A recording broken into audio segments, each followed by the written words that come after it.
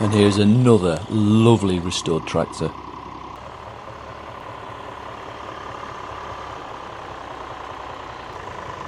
Look at this beautiful John Deere.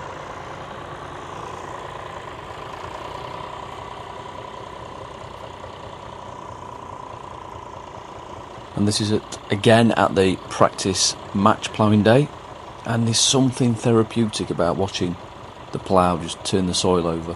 What do you think? I find it ever so relaxing. Let me know in the comments.